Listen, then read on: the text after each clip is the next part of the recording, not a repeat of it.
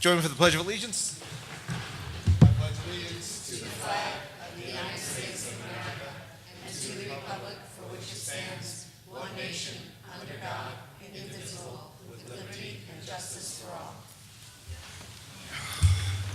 Evening, everybody.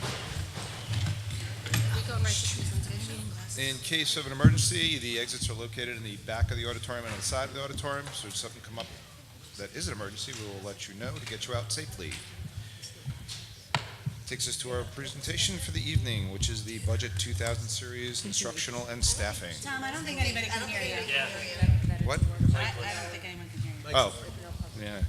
By the way, this is a workshop, so there's no public commentary or discussion. FYI. Can we plug things anyway?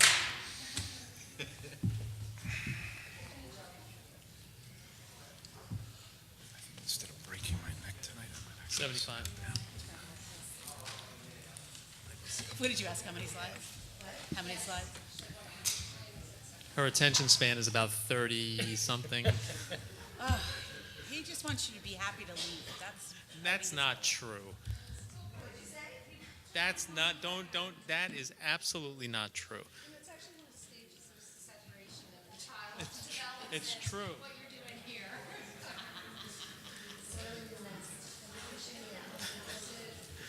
We have to have meetings where there's Just having as much fun as possible.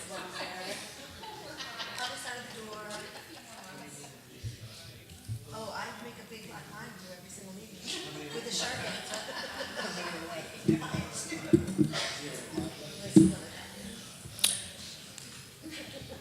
Okay, we ready? Oh, Mr. Glenn, you've done a nice job here. Thank you. Okay, so at this point, we are at one of the critical junctures of the budget development process. We're going to talk about the 2000 codes tonight. More specifically, I know everybody's interest really lies in where we stand in terms of staffing. So we'll start with the 2000 series, and this is a group of codes that are built into the series related to curriculum and instruction. Not to read through them, but you can see them for yourselves. We'll get to them individually. Here is the other half of them. So looking at the 2000 series as a composite, you'll notice that we're up a little over 1.1 million, 1.6%. And to break that down more specifically, we'll start with 2110, curriculum development and supervision, administrative staff salaries, the clerical that go along with them, professional development, travel conference, and other expenses that fit in here as well. And there's a slight decrease in this code, a lot of ups and downs within the 2010 cost center, and I think the biggest impact here is there were some reductions to our, I believe, more than anything else, our consultants, workshops, presenters. We're doing a little bit more in-house than we have done in the past, but relatively close to being flat. 2020 supervision, building administration, principals, principal secretaries, building supplies, and other related costs. And the significant increase here is that we've recoded, and this has been an ongoing process. We're doing a lot more specific work in terms of coding salaries by building and department. We moved a portion of the director's salaries that remained in teaching codes into this code, and that's where the bulk of this increase comes from. So it's not actually an increase, it's a recoding, and you'll see that as a decrease very shortly in the 2110 area. 2040 adult ed. Ms. McCoy is the adult ed administrative salary, clerical involved there, and all the other pieces that go with that. And the slight increase here is part of a clerical salary. That's 2060, research planning and evaluation, all of our curriculum writing, benchmark assessment, staff training development, and if there are any remaining costs associated with 3012D, they would fit in here. Increase, a lot of ups and downs here as well, but the one thing that may stand out is 2016-17, the actual being much higher than the budget a couple of years later. 16-17 included a couple of expenditures that are no longer there, such as the Kid Oyo coding program, certain library databases, and wraparound teacher edition textbooks that once you purchase them, you don't have to purchase them again. Other pieces did go up a bit, but that's why that 16-17 is much higher than what we're projecting for next year. 2110, Teacher and chairperson salaries, I mentioned before, we did recode some of the director's salaries, so that would reflect as a decrease in this code. All the other things that you would expect to be here are here. And this will be posted if you want to look at them more specifically. And you'll see it's a relatively, based on the overall value or the overall cost in the 2110 code, that 217,626 represents a very small increase. Part of the reason it's as small as it is with salaries increasing slightly is the director's salaries were recoded. Students with disabilities. This is an up and down code. This one is very difficult to predict because the out-of-district tuitions can be considerably different from one year to the next. We do have our special educators administratively and teaching, those salaries, any associated stipends are in there. But it's the out-of-district tuitions that are a little bit more difficult to predict. Our contracted services, OT, PT, speech language.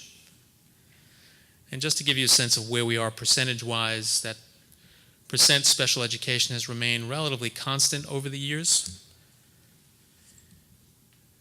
And the increase you see in this code is a combination of salaries which are not as significant as the projected out-of-district tuitions.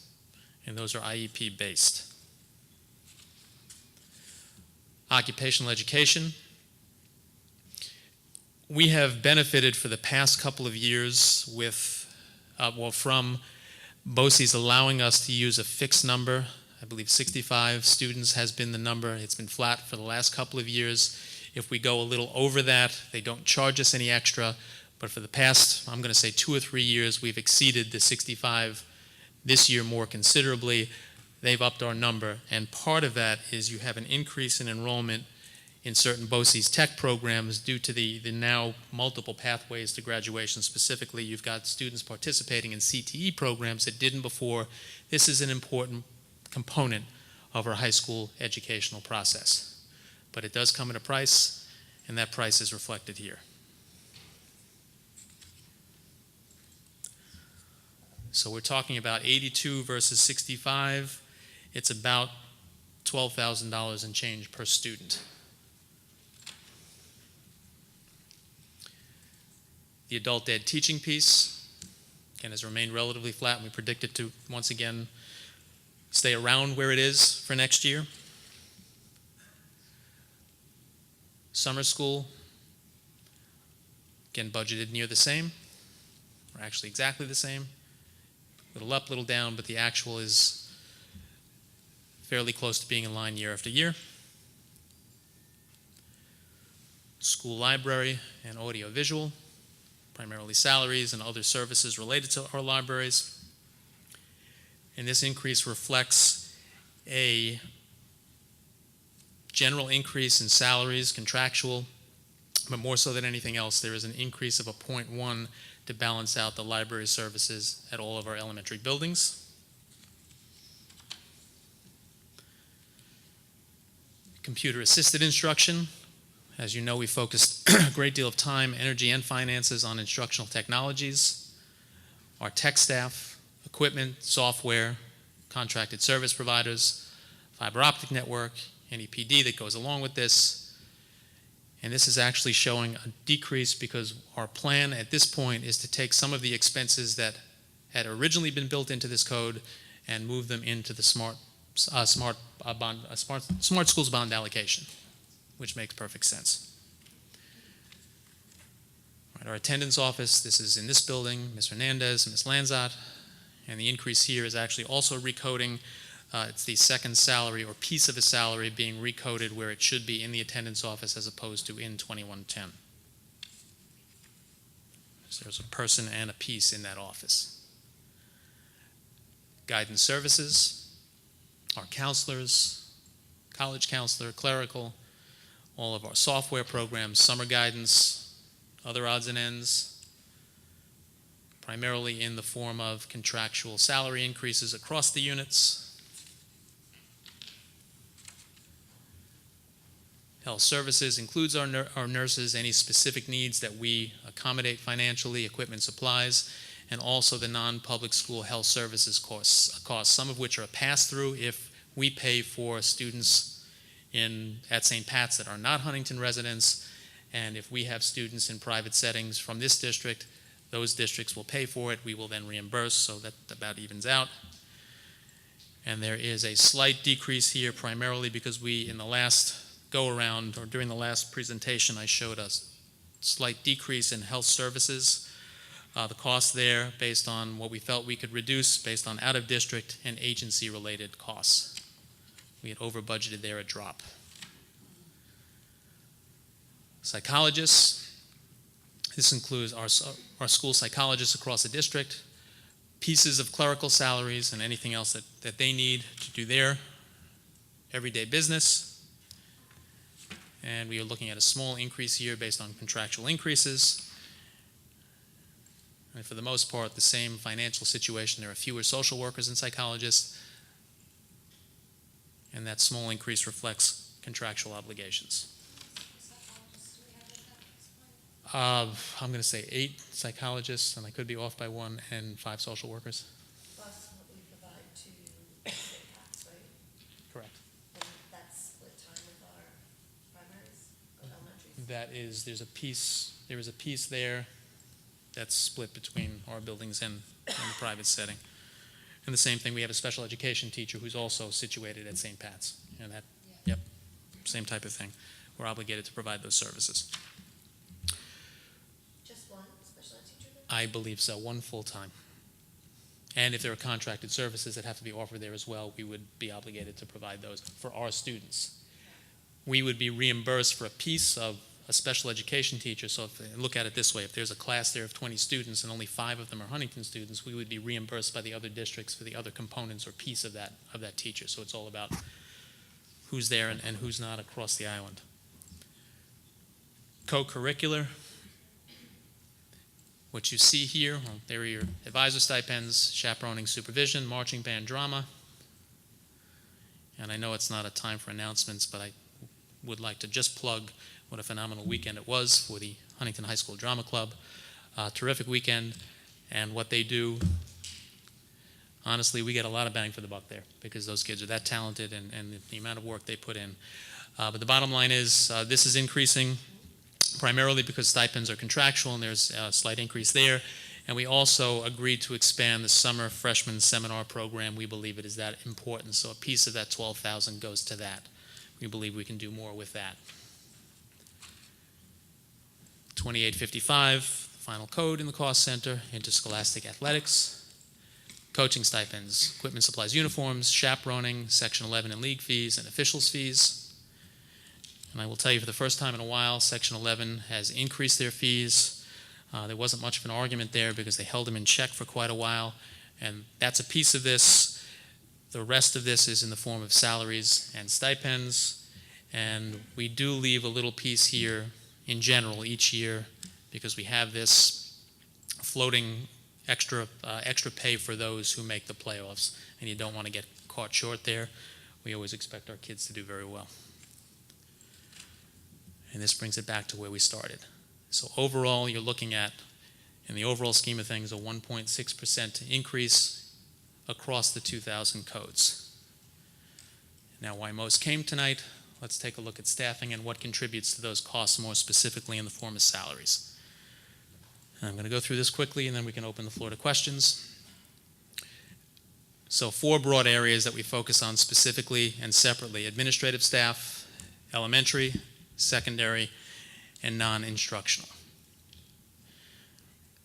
We are looking at one piece and one piece only as far as an addition goes at this point, or at least something that's new and different, and it's actually reflected in a slide later in the presentation, but just to highlight it here, we have 2 grade 4, 5, 6 buildings that now have very close to equal enrollments beginning in 2018-19. So our plan at this point is to bring on a dean to be split between the 2 buildings and also to have an assistant principal move between the 2 buildings, and that schedule will be determined by all involved in the buildings and at the district level. So we will be adding a staff member, assuming all goes as planned, to enhance the coverage at both buildings.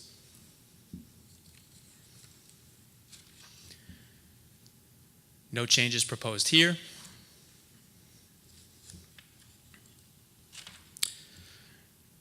All right, then we get to the elementary piece. You've seen this before.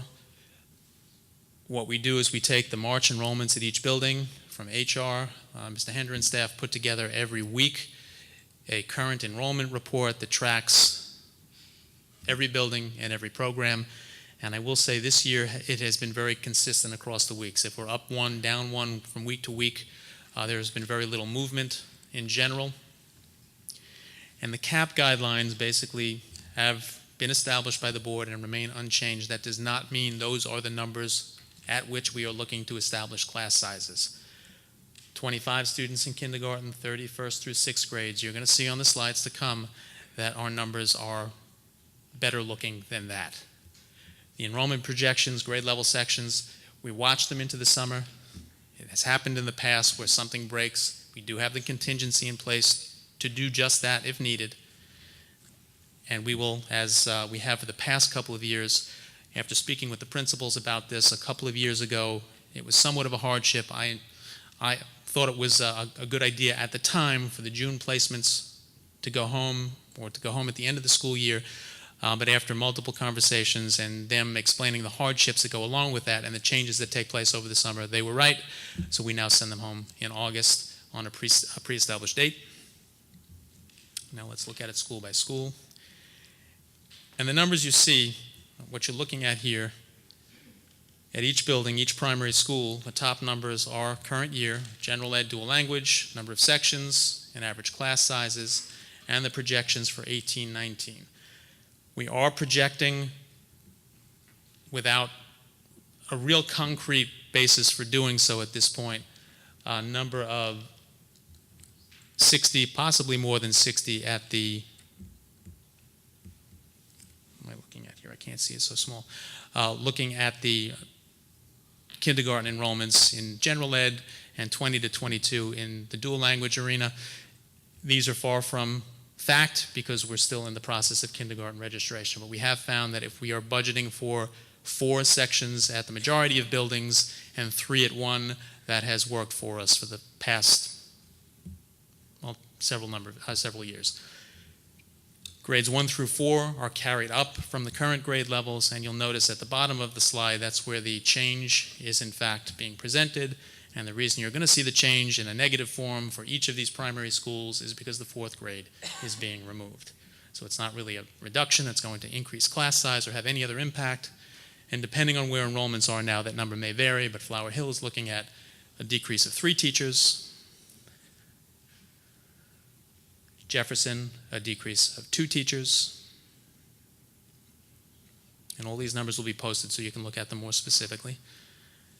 Southdown, and based on current enrollments in kindergarten, we're projecting the 3 sections at Southdown, meaning 2 general ed, 1 dual language. That could change if, in fact, massive enrollments take place in the Southdown area over the summer.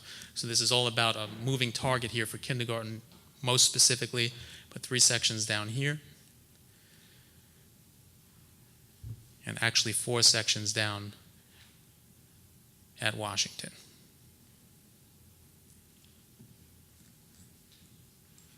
And again, class sizes are there for you to look at. They're a little small to see from the back of the room. Jim, are we assuming that the teachers that are coming out? We'll be working on teachers, and what we did was we actually worked to create a survey back in December to request from teachers their desire to be at a particular grade level or in a particular building, and it actually worked out relatively well. So the next step in the process is now to meet with the building principals, various directors, and to work on the shifts that will take place. Wait, Jim, I have a question. Yes, This year's kindergarten is next year's 1st grade, right? correct. So why is the number of gen ed sections down on there? We may have in certain areas, because of the low enrollment in kindergarten, we may have collapsed the section. I think we did that at Washington, we did that at Flower Hill. Yeah, I saw it in another school. So in other words, the grade is changing between kindergarten and 1st grade? No, it just means if you had an average of 20 or 19 or 17, whatever the number is, look at. Oh, because it's an first grade, you can go up more. Okay. It's not even that you can go up more. It's not about. It's just looking at education and looking at fiscal and putting the two together. So I believe at both Washington and Flower Hill, the numbers at kindergarten were small enough to warrant removal of a section going to first grade. And it's possible the kindergarten classes started off bigger at the beginning of the year, and by now they've gotten smaller, but you didn't obviously collapse it in the middle of the year. So now, right. We've purposely made, and with the board's blessing and assistance, have made an effort to keep our kindergarten sections at 20 or less. Doesn't mean some haven't increased in size, but by the time we get to first grade, we're looking more at between 20 and 25. In some cases, it could be 26. But again, we've got to look at everything from top to bottom here, and you'll see why when we get to the bottom line budget numbers. But that's why you see that in two places, Emily. Especially where kindergarten registration hasn't fully been completed in some of the schools, all the schools, some of the schools? None of the schools. None of the schools. So the dual language, the number of people who will be interested in the dual language program is kind of a guess right now. Kindergarten in general is a projection based on historical data. And we're even further behind kindergarten registration, for example, because we got snowed out. Southdown, which should have been done last week, will now be held on Wednesday. So those are numbers that we don't have yet. So this could shift, and the principals know that these are moving targets, particularly in kindergarten. Last year, I think we had an extra section predicted at one building, and we moved it to another building. And it is something that can happen. I have one last question. Yep. If you don't mind, about primaries. At this point, this year, did all the art teachers have a designated classroom in the primary buildings, or was there still art on a cart in any of the buildings? No, they had a classroom. Some of them are split between buildings, So but art on a cart is not it's a thing of the past. Okay, good. That's good, because it was horrible. That was a long time ago. Yeah, it was a long time ago. So with the change in the numbers that suggests that there will be freed up classroom spaces, will the art and music teachers then get their own space at this point? Well, they have their own spaces now. Those spaces may be expanded. There's some work being done to move walls around that we are allowed to move. Libraries are a target in terms of making sure that that space is what it should look like at a primary school. This is another benefit of doing what we're doing with the grade level shift, is it does, particularly at Washington. Washington was, for years, as high in enrollment as any primary school here, and space was at a premium. Washington and Flower Hill in particular. And both of those buildings are now going to have ample space to do what they wish to do. Not reflected in this presentation, but I'll mention it here just to bring everybody back to UPK land. The plan is to have a UPK section at each one of the primaries as opposed to here, and for the most part to have those kids attend the primary school, go to the UPK class in the primary school that they will attend as kindergartners. However, starting next year, one designated room in each building, AM, PM. However, we are looking at one of the buildings offering an extended day program, and that would be at an expense to the parents. But if you look at it compared to other programs, it's a terrific bargain. And obviously, one of the buildings will house that. So it's not going to be a perfect science in terms of a child going to Washington as a pre-K, and if they want the extended day program, I think we've set that up for Jefferson, if I'm not mistaken. But all the primaries will be in use for UPK. One last question Mhm. about that, and I know we're a little tiny bit off topic, and It's okay. I apologize. Those UPK kids then being brought home on regular buses with regular kids. No, they get their own. Very good. They get their own little guy buses. Looking out for my UPK kids. UPK classes in the Rotunda. No, as a matter of fact, what's going to be in the rotunda here is fourth grade, because once that fourth grade moves here, yeah. So that the change is right now we've got UPK in Southdown, Jefferson, and in this building, and that was just a 1-year holdover until the fourth grade was out of the primary schools. Now UPK is going to go where we believe it should be. The articulation, yep. A lot of the classrooms that had been classrooms in the rotunda were turned into offices. So structurally, do we have to do a lot of work to turn them back into classrooms, or just empty them out? We just have to, it's nothing structural, no load-bearing walls need to be removed. No, the rooms are still intact. We've got to do some work, we've got to do some cleaning, we've got to do some furniture movement, but the rooms are, most, well, that's a whole nother issue. The water will be there. Some of them have smart boards. One of them is in fact, it has been used as a PD room, so the smart board is there already. The bridge kids there too?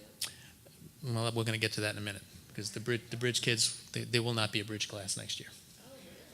We don't have enough at this point to run it, so we're going to run it in a different way. Yep. Oh, I assumed that. Smartboard installation is quick. Furniture movement is quick. There's going to be a couple of, I believe, and correct me if I'm wrong, Mrs. Acker, some spaces where there were walls put up to separate offices that are not all the way up to the ceiling. Those will be taken down. There's going to have to be some work done. So they're going to get started. June 25th hits, and they get started.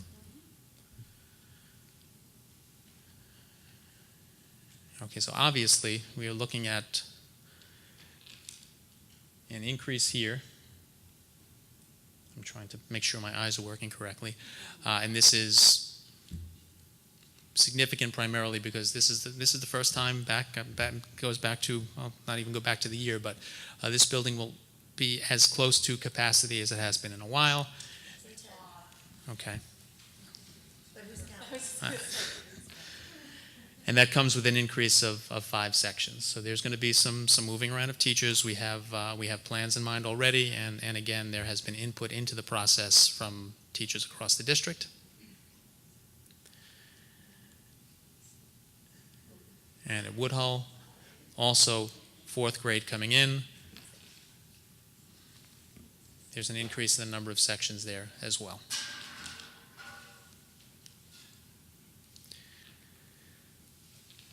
So what are we looking at in total? We're looking at, if you add up those numbers in the last column, an overall decrease of 5 elementary sections. You saw the class sizes on each slide. They are certainly far from irresponsible. They are educationally sound. And I'll add the piece here that we have in the elementary realm, we have 6 people retiring. So even with a net change of 5 teachers, we're still going to have to hire a teacher. So one of the concerns I have, we've hired a lot of teachers in recent years, a lot of very good teachers, and although I can't say that we keep teachers on board simply for the sake of keeping them on board, but it's always an added benefit when you know that things are going to slim down a little bit based on enrollments and the way things break.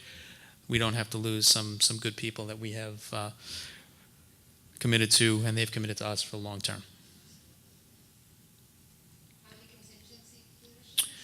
It's in a slide at the end, but 4.5, which is a good number.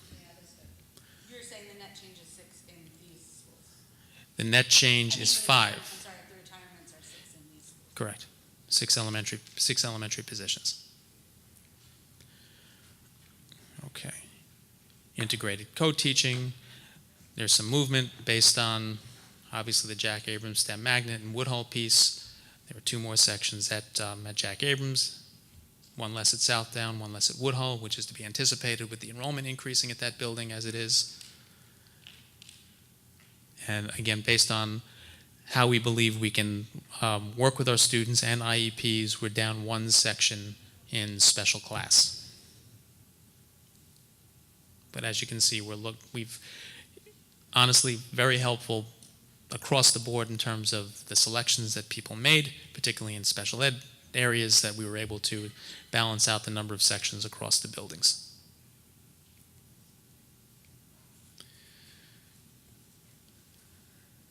Okay, and this shows all of the special areas. I mentioned the dean before. That reflects as 1 full position as part of the net change, 2.1.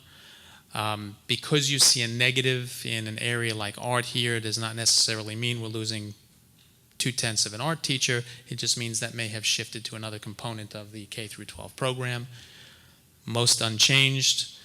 The significant change here in flex and world language, that is that 1 year earlier piece of language being offered in the wheel at Woodhull. E&L is based on services required. Library I mentioned before, just to balance out, Jack Abrams would have ended up with 0.1 less of a librarian. We wanted to make sure that the buildings had equal services available to them. And art shifted a little bit across the district.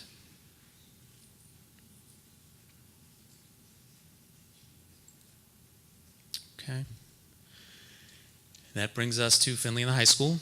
And here, as you know, for as many years as I've been here, we've worked very diligently, particularly the high school and the guidance staff and the middle school administration, high school administration guidance staff, to get their course registration processes completed by early March, then to review those numbers, to sit down with directors and chair people and to put their numbers, actual numbers on paper, and then make projections based on that. That doesn't mean things won't change. It is not a moving target per se. A lot of what you see in these slides is going to stick, but there may be a point one here, a point one here, a point one there that changes between now and the end of the process.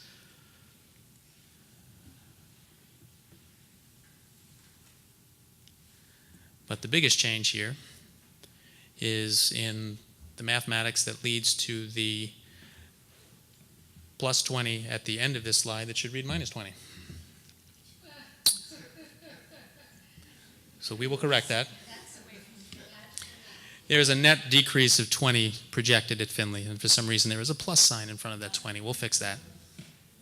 So no, it's not acceptable. So the 8th grade is going to be smaller next year than it is currently. And the high school enrollment, particularly at the 11th grade level, is showing a significant increase. And you can see moving diagonally, the numbers carry upward. So we're looking at an increase of about 35 students at the high school level. How does your 375 for 9th grade compare with the 8th grade at Findlay this year? How do you do that number? 375, current 8th grade. You bring them all up? Yep. Does that normally work? I mean, number of kids that go to St. Anthony's or other parochials? Some of them haven't made commitments yet. We typically do get some back in 9th grade.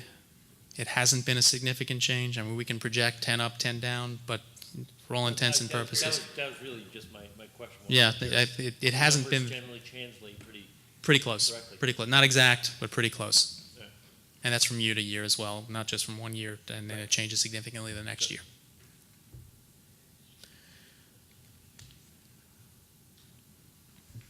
And I mentioned you saw a 0.2 decrease in, this breaks everything down by department, obviously. You saw the 0.2 decrease in art elementary. There's a 0.1 increase in art here. And well, what happened to the other 0.1? There is a teacher right now who has an MOA in place for an extra 0.1. This is not cutting a 1.0 person to a 0.9. It's actually taking somebody who's got a 1.1 and bringing them back to a full-time 1.0. So that's not impacting anybody on a full-time basis. And the most significant decline here is in English, and that's just based on enrollments and course selections. Math at the middle school, that's a function of the new math program in 7th grade for next year. I thought it would be more. Well, it's not more, primarily because you have these kids in the extra instructional period. You don't need as much math lab in that same scenario because they have the extra instruction in place. So it balanced out a little bit, but that's about what we anticipated. You see world language minus 0.2 at the middle school. There will be, enrollment-wise, I believe Latin is down a bit, but the Latin teacher is now needed at Woodhull, so she's not impacted. So really what you see here and at the elementary level has very limited impact on staff in general.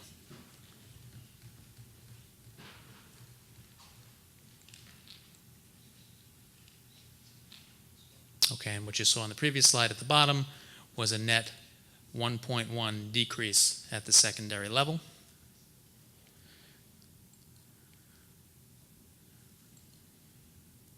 Okay, and what you're looking at here is primarily flat. The 10-month clerical from 28 to 29 is at Jack Abrams. Monitors, those I believe are at Jack Abrams as well. We did increase the security staff this year. That's reflected in current as well as projected, and everything else is basically where it exists currently. So if you put it all together, down 3.9 at the elementary level, down 1.1 at the secondary level, 3.0, that's the 10-month clerical, and the 2 monitors, non-instructionally. And the budget as of right now does include 4.5 contingent teaching positions and 3 aide positions. I believe we had 4 aide positions in the budget last year as contingent, and we're always hovering around 4.5 for contingent teaching positions. And that does reflect, the monies do reflect retirements as well. So any retirements that are on the table at this point are incorporated into our budget numbers. So last year's budget, we had 4.5 contingent positions? I'd have to look back. It was either 4 or 4.5, but we've always tried to have available to us for, if we get hit with an elementary breakage or two, that's half of it right there. Usually at the secondary level, it's pieces.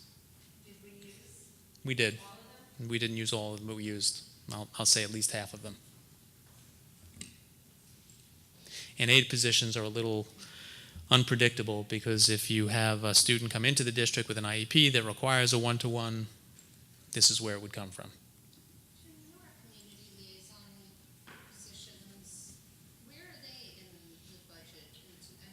And how they're not No, they're not necessarily reflected in the presentation, but we don't have the deans at the secondary level in there either because it's just been flat from year to year. But the neighborhood aides have done a terrific job. Yeah, I think it's a great. They will remain where they are. So there may be some pieces you don't see, and if you don't see them, there's no change. Okay. But that's a good point because we could have put them here as well.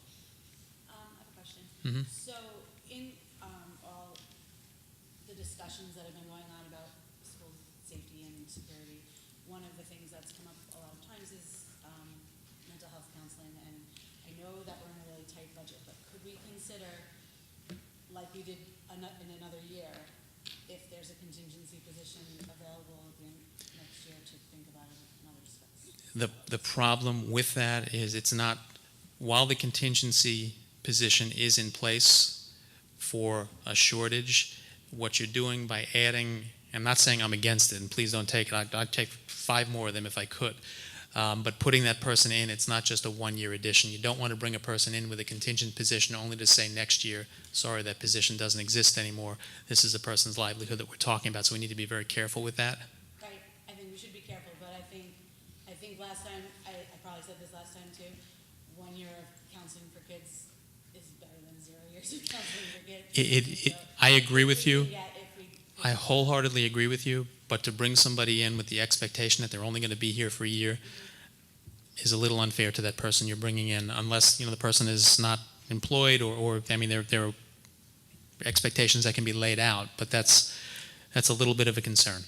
Yeah, I just wanted to put it out there on the table to see if we could, say that we would discuss it in September, like we did last year and that other year in August, I think it was 2 years ago. In August, when we realized we weren't going to need it. We had a guidance counselor, right, at that point? And there was a school psychologist. And I'll tell you the first thing I would, and not to say that I'm against that in any way, shape, or form. I think every district needs as much as they can get in that regard. But the first thing I would look at before then is I would run through our class sizes, particularly at the elementary level. And if I have, Right, I'm saying after that, yeah. well, it's a conversation. I just say it's something we need to be careful with. Yeah. Okay, that leads us to what we're looking at in dollars and cents. And this is important because we began the last meeting with almost a 1.6 million deficit between the tax levy limit budget and the draft budget. And as I mentioned, this is the first time we started the meeting before that at over 2.6 million. This is the first year in a while that we've had to deal with that gap. And why that gap is there, we can cite 3 primary reasons. 1 is health insurance. 2 is teacher retirement system, first year of an increase in a long while. And 3 is right now we're on the books for a small nominal decrease in foundation aid. So put those 3 things together. That's why we started out at a 2.6 million gap, got it down to about 1.6 last week. And since then we have brought some things downward, most of them. Instructional salaries, obviously a big chunk, and one of the things that is not built into the budget for next year, and I'll make this openly apparent, we have had instructional coaches in math and in ELA for a number of years. They were put in place with money that came from the Strengthening Teacher and Leader Effectiveness Grant, SED grant, years ago. When we put those coaches in place, the plan was to keep them in place for as long as that grant money lasted. And the idea was to get them into classrooms, working with teachers so they can get into a groove and more self-sufficient with the new standards, et cetera. And then we hit a couple of years where the gap elimination adjustment was eradicated, it was vaporized, and then we got some generous allocations of state aid. And Ken and I had, Dr. Card and I had conversations, can we keep those coaches in place while we have the means to do so? And the answer was unilaterally, yes, we can. This is the first year where we're in a different type of predicament. So those coaches have come out and their backfills come along with them. So those salaries are in there.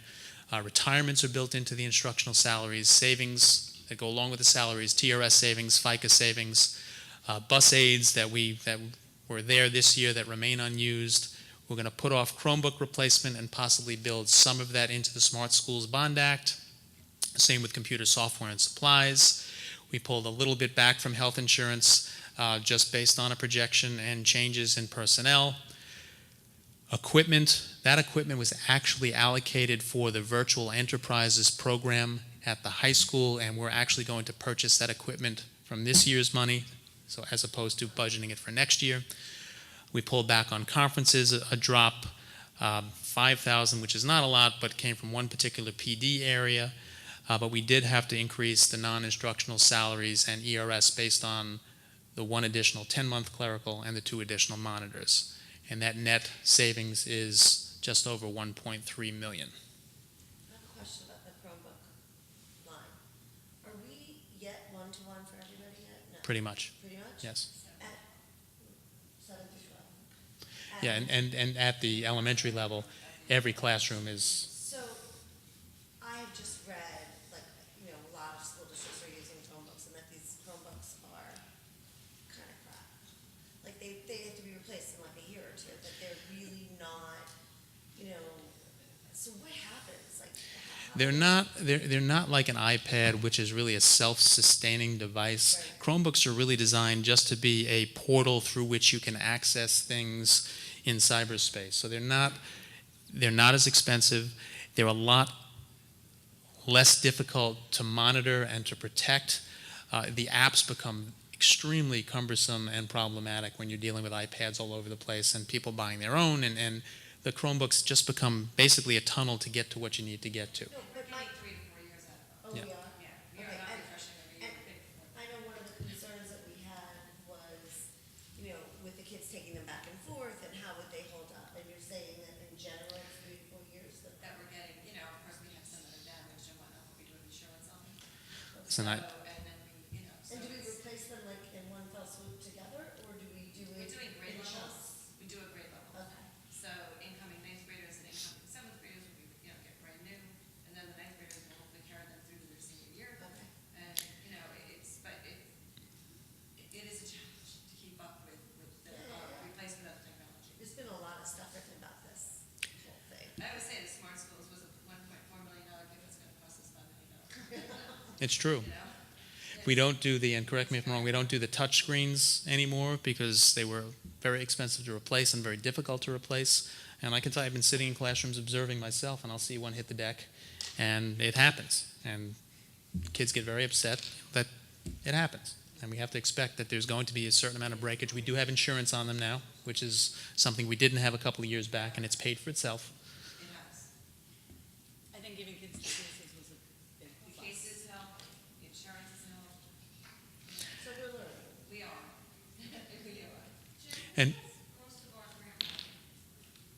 who does most of our grant writing? It's kind of split. We don't have a grant writer. Beth does quite a bit of it. Directors do some of it. I mean, we all participate in it, but it's not something that we have designated to one person. A lot of the state grant work, title grants come out of Beth and Nancy Aller's area, piecemeal, and people who have experience in doing those types of grants. Could we benefit from somebody who would be looking for things beyond what we currently apply for? Absolutely. It's not a balance of Well, you know, my argument spending was the that, amount on the salary as opposed to what you get more from.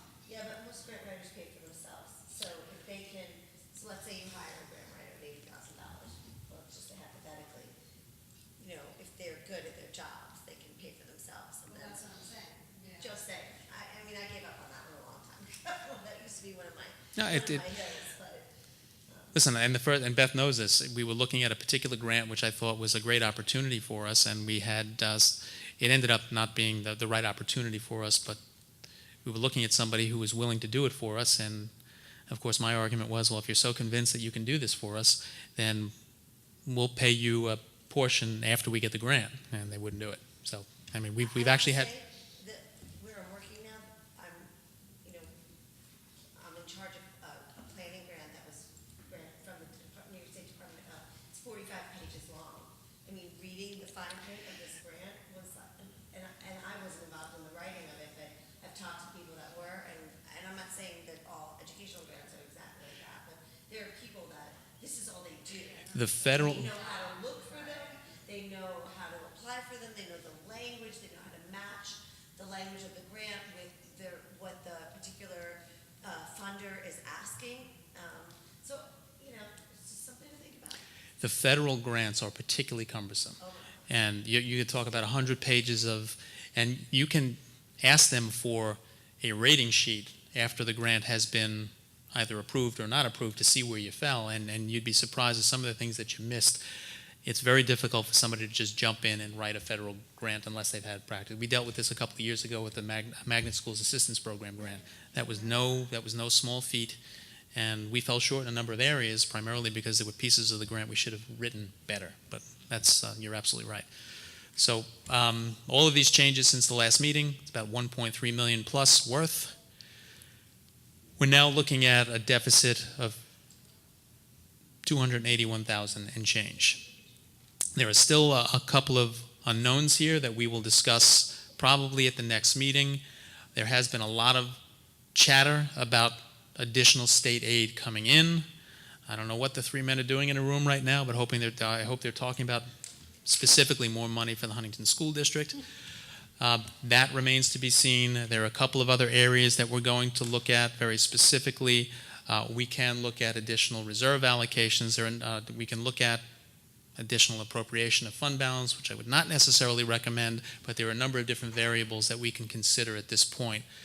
We have it down to what we believe is a manageable number, and this is exactly what I thought was going to happen. In my head, I'm saying we're going to be able to get this down as close as we need to get it down, and the last couple of $100,000 are going to be more of a challenge, and that's, for the most part, the situation that we're in right now. But it's something that we believe we can manage and get us to or slightly below the tax levy limit. So this is where we stand currently with the draft budget, just under a 3% budget-to-budget increase. Tax rate increase, that's based on an assessed valuation that is the same for 2018-19 as it is currently, and that's a board discussion as well. It's not going to change anything per se, but it's a prediction trying to give people the most accurate picture of what could happen if the assessed value goes up or down. We left it flat at 45, 105, 429, I believe. And if that's the case, if the board says, well, we believe our assessed valuation is going to go up, that number would then come down. If you believe there's going to be a small decrease, that number would then go up. And it's not going to change reality, but it will change presentation. And it's a lot easier to go to the community and say, well, we underestimated assessed value, so your taxes are going to go down a little bit more than we told you they were. That's a lot easier than we undershot this and tax rate's going to be a little bit higher. So that's a conversation that should be held between now and at least at the April 9th meeting. Won't spend a lot of time here. A lot of work done to get us very close to where we need to be.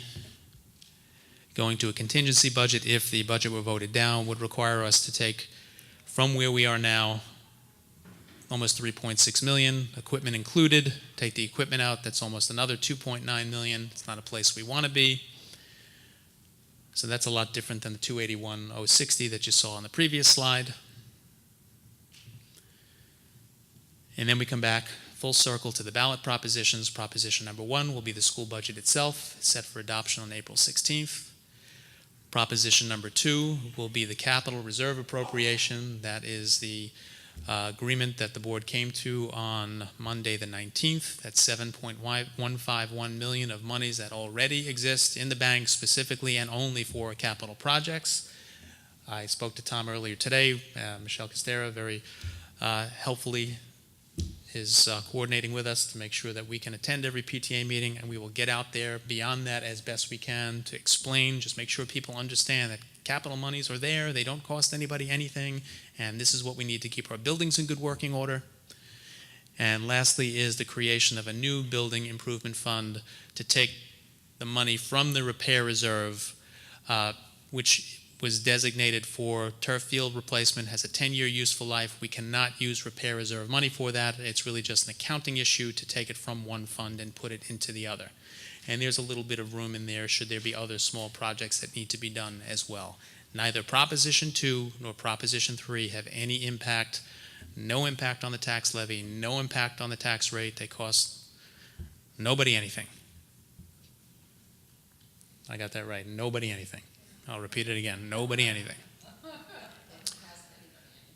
ain't costing you nothing? They cost nobody nothing. Okay, so what's on the table at this point with the conversations that are taking place legislatively? The executive budget proposal, $769 million across the state, 3.0 increase. Well, we're not seeing 3.0 increase. We're seeing actually a negative $338 million increase in foundation aid. Our increase in foundation aid was about $22,000 and change. It was a 0.25% increase, which is the minimum that any school, and a lot of school districts got 0.25%. I don't have to repeat that we are looked at as a mid-wealth, at the very least, a mid to high wealth district. The Senate has called for closer to $1 billion, and a lot of that being in foundation aid.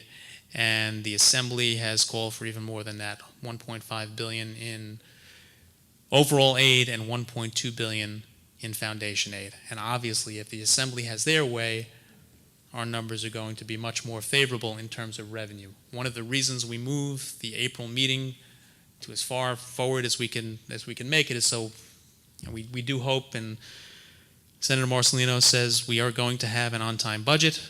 Assemblywoman Nolan had a different opinion, but they have a shorter time period this week because Good Friday is the 30th.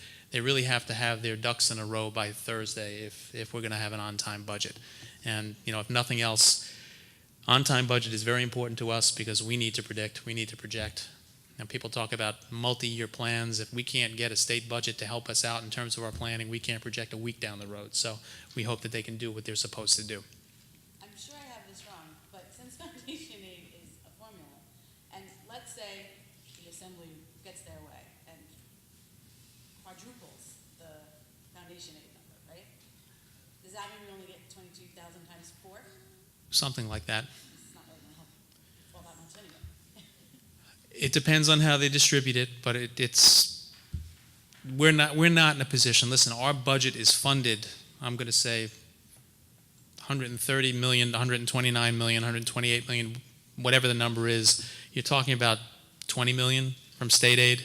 There are districts that are not us that have the same size budget that get half of their monies from state aid. So we're not a state aid heavy district. Most of our funding comes from our taxpayers.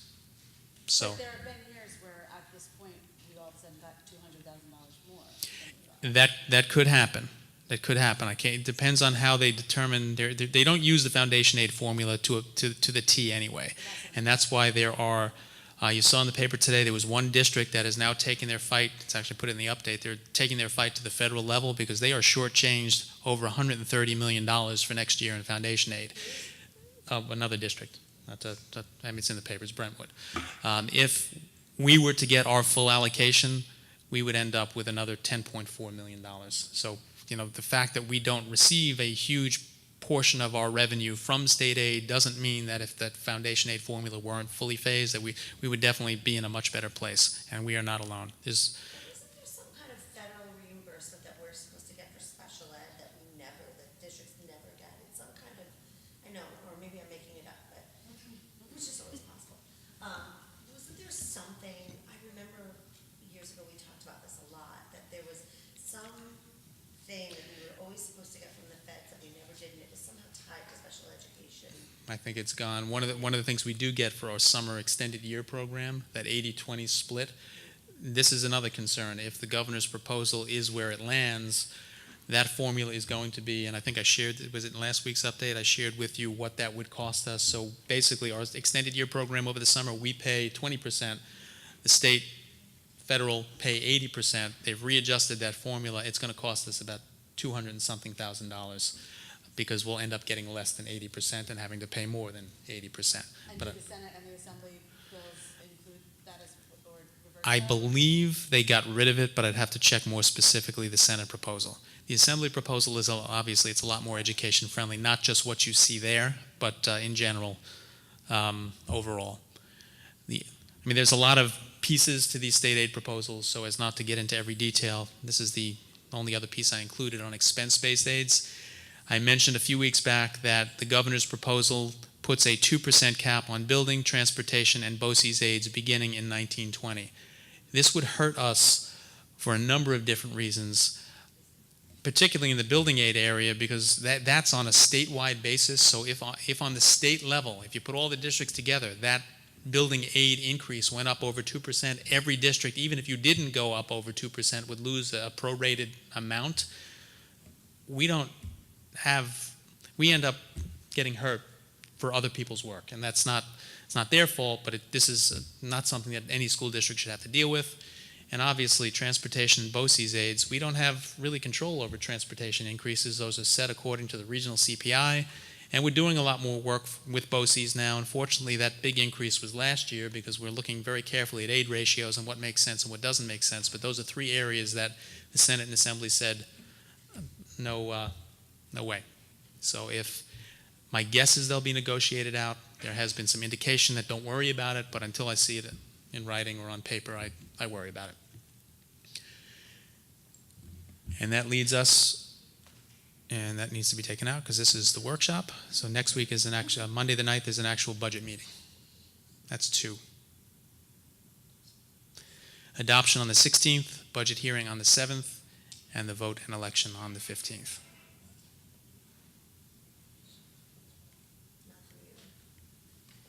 Questions? The 9th is you're saying a regular meeting and The 9th is a regular meeting, yep. I have one. Talking about adding, if I heard right, a dean at this school's level, and we already have an AP at same level over Woodhull. You're talking about going 50-50 on both, split between both buildings, is that what I heard? Yes. So having an assistant principal and a dean not in the same place at the same time, but being shared between the two buildings. Why would we not just do 2 assistant principals and have them dedicated to the building? Cost. Is it availability of qualified people, right? Because an AP needs to have an admin certificate, a dean does not, right? That is correct. The dean is on the teaching line.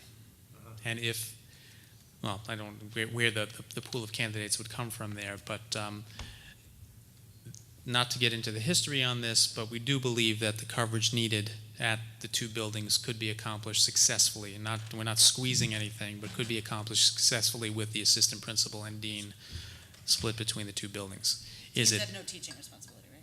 No, deans don't have teaching responsibilities. They can't observe classes, they can't formally evaluate. The problem is they can't do observations. Which means you're really taking 3 people to cover. Not really, because Well, now I you mean, have 3 people doing all of those kids. We're not reducing the number of administrators in the district, so the same teachers are being moved, Right. but we actually have fewer teachers next year than this year if you go by the numbers. So by not taking away an administrator and leaving it as is, you actually have a total of fewer observations to be done than you do currently. So there would be a different distribution of how those observations would be accomplished, but I've already had the conversation with the person who would be most directly impacted, and the idea would be to keep that person with the same number of observations as he does this year. And obviously, where is the slack picked up? Myself and Ms. McCoy are doing a lot of observations, as are the directors, chair people, and others who are eligible to do so. But yeah, the big difference there is incorporating a second assistant principal would cut down the number of observations per person, but again, it's not going to change the total number. It's actually going to be reduced because you're dealing with less teachers. What's the difference in price between an AP and a dean? What are we looking at? I'll just do it salary alone, new teacher, and not to say that the new teacher would become a dean, but let's say one scenario has somebody on staff who is experienced becoming the dean, then you're replacing that teacher at a new teacher salary. It's a difference between about $60,000 and $143,000. It's significant. And we're looking at, right now, a 281 plus gap to start. That would add 80 to it right off. I'm just using a round number of 80. That's my concern. And the salary difference between a dean and an AP? That's what he just said. No, you said for a teacher going to. No, that's the, you're talking a difference between a $60,000 new teacher on average and 140 plus for an assistant principal contractually. They're a 0.97 ratio, and it's 146, I believe, times 0.97. That's your AP salary. So logistically, how do you see that working? Like they be in certain days or? Well, we're going to work that out, and I'm going to take certainly the input of the principals and the people, the dean and the assistant principal directly involved to make it as productive as it possibly can be. So it could be week to week, it could be 2 days, 3 days, 3 days, 2 days. Obviously, we're not going to split a day, but that's the thought at this point. If we did see any increases in state aid or additional revenues, would you consider not having to do that kind of shuffle and split? Depends on how much. You know, when we're ending up, we've got a couple of places where staff is being reduced on the teacher line, and it's, you know, in my mind, it's very tough to justify adding administrators when you're really not adding responsibility. It's just more of a distribution than responsibility in different places, and we have capable people that can handle that. You just want to be very careful with not adding administratively when you don't need to. And that's without benefits too, by the way. So the TRS on a AP salary would be much more significant than the TRS cost on a new teacher salary. Jim, by taking out the coaches and that large sum of money, what are we losing, I guess, educationally?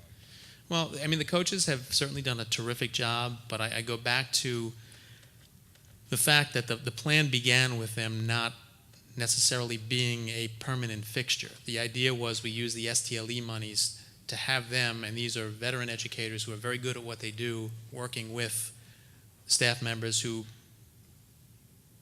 may not be as comfortable with certain strategies as they are because they've been trained differently and have been through educational programs that these people haven't. But once the coaching had gone on for a couple of years, that turnkey training then becomes a permanent fixture in the people who had been trained, and then we pull back on the coaches. The reason they have been in for more than that 1 or 2 year STLE period is because we had the money to do so. So I'm not going to say that they wouldn't benefit from another year, but the coaches in composite, with everything included, including the backfilling, was about $300,000. So that also takes that number and lifts it up. So anything we've taken out, and things like the AP Dean split that we're talking about at this point, we're not of the mindset that they are going to impact our instructional program to the degree that, you know, loss of electives or or increases in class size, et cetera. We think that this is a much better way to go in a situation like this. And look, this situation with TRS and health insurance and state aid limitations, this could be a temporary 1 year thing, and we'll look at it from year to year. You know, our first concern is educational. I don't want you to think even for a second that the money is the first concern, but along the same lines, everybody sitting in this room wants to see the best for the kids in this district, and I wholeheartedly appreciate that, as do I, but we also know that property taxes are not in a manageable form at this point, and we have to keep that in the back of our minds. So we want to give the kids what they need, but we want to do it in a fiscally responsible manner. And we've always managed to find a way to do that. Thank you. Anybody else? Yeah, Jim, earlier on you said that you were collapsing the bridge program. I didn't see a slide in savings Yeah, or let me go numbers on back. it. I may have missed it. It's on the, And this is one of those things also that could change. So look at that contingency. This is one of those elementary things that, hang on.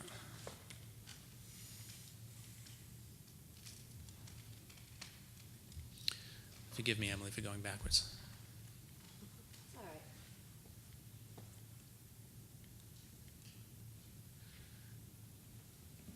Okay, right now, the Bridge program was really designed to be a one-year transition, bilingual transition program for kids, and right now the enrollment is not high enough to run a full elementary section.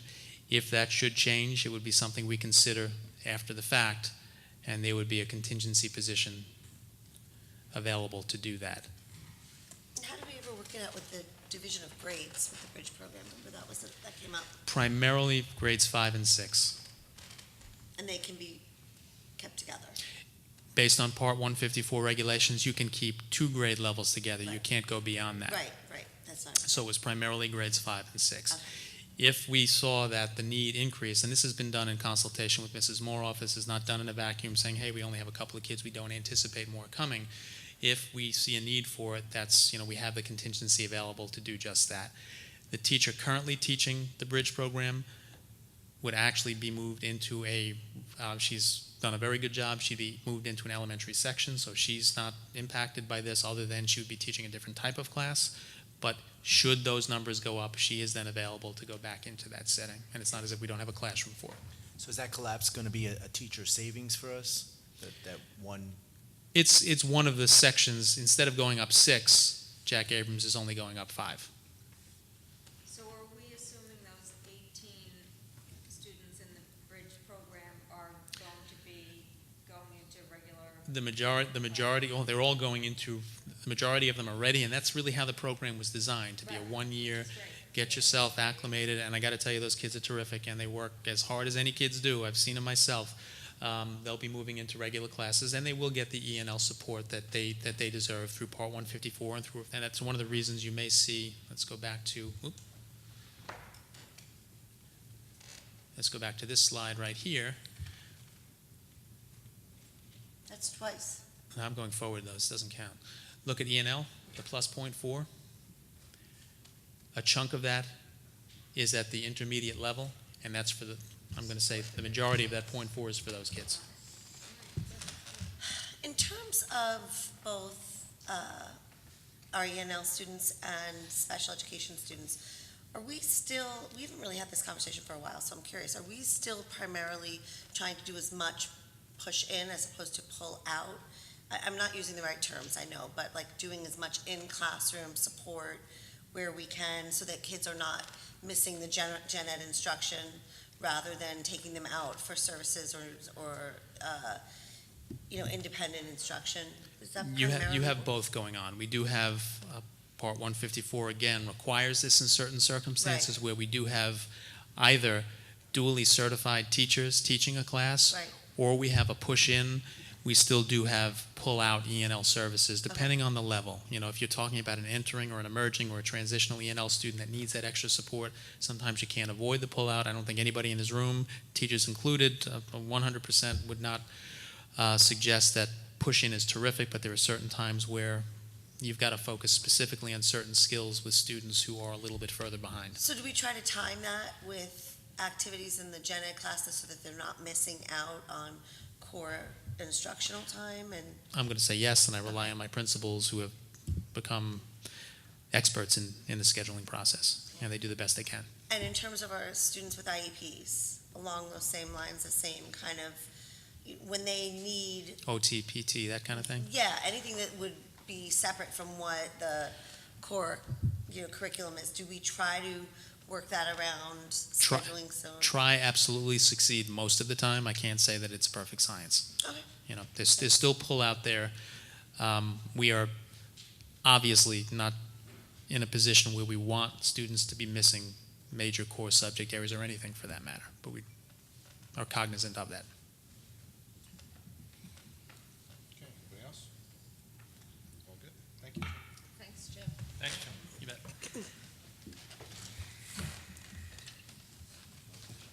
Yeah, would you give me a ride?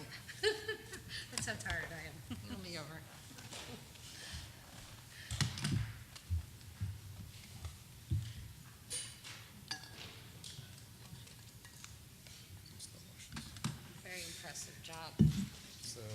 takes us to our public content, question and answer.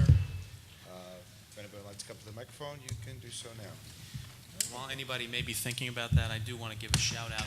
This process, building a budget, starts, I keep saying that the least busy time for me as a superintendent is in September before we start to think about the next year. Our budget development process really starts in October, and that includes a lot of work done by the people you see on this side of the room here and some people who are not in the room tonight. I do need to acknowledge I can't do this without them. They monitor, they plan, they collaborate, they are thinking ahead creatively, looking for solutions that make sure that we're not losing the services that have become so near and dear to our hearts and for our kids. So I'd just like to thank them for all the work that they do. Thank you.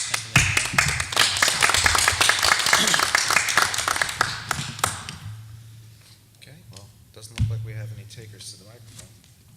So with that, can I get a motion to adjourn? Motion? Barry, in a second. Jen, all in favor? It's everybody. Everybody have a nice break. Thank you. Thank you. Motion to go into session.